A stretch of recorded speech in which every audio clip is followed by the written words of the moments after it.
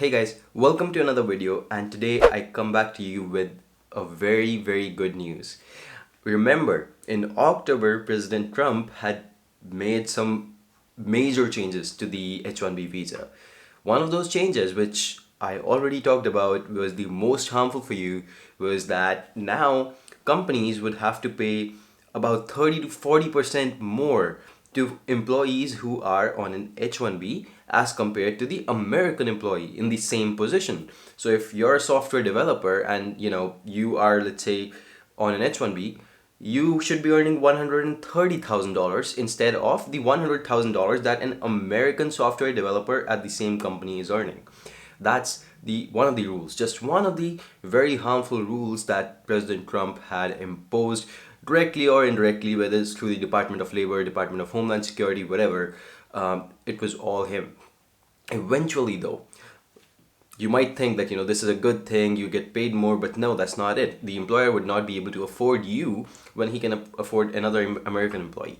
So that's what this was all about. And today the good news is that one of the US courts has overthrown the H1 visa program changes, says the administration's causes are unjustified. The reasons that it gave for these moves, they did not give out a public comment period. They just submitted an interim final rule. That means that without any comment, this is applicable as soon as possible, because the pandemic has caused some issues, and there's not enough jobs in the market, so we want to give them to the American employees. However, now President Geoffrey White has flipped it. It's not happening anymore, and this has been squashed. So again, I'll just take you through this article once. Okay, so US synopsis is this. So this is the most important thing, guys.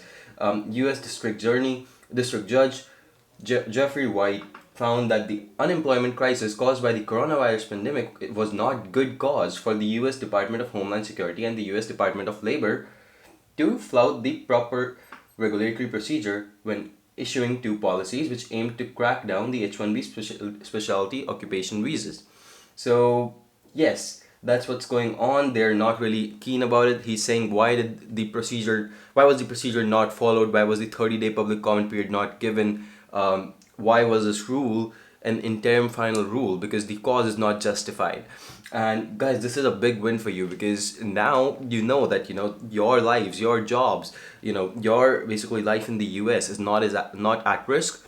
Even the people who were studying in the US, who went into fall 2019, who need jobs right now, they were thinking to themselves whether they'll be able to fit jobs because they need a much higher pay grade.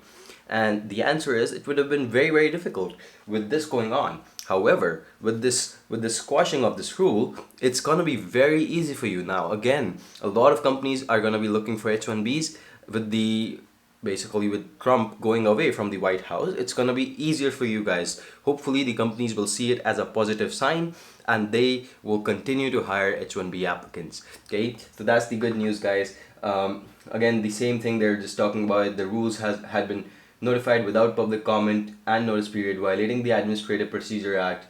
So, that's what Jeffrey White said. Trump had brought in several changes to the H-1B program during his term, with these rules being introduced a month before the presidential elections in November. The court ruling means that it is unlikely to be implemented. Okay, so December the 7th of December, it was supposed to be implemented, but with this court ruling, it's a very good sign for you that it may not be implemented at all at this point. And with this rule coming out, with this decision coming out through the one of the US courts, I think it's safe to say that your jobs will be protected, because an average of 40% effective pricing, more salary would not be given to you, but at the same time you will be in a competitive job market. It's gonna be level, it's not gonna be skewed, and that's what you really want. Trust me, guys, that's what you really want.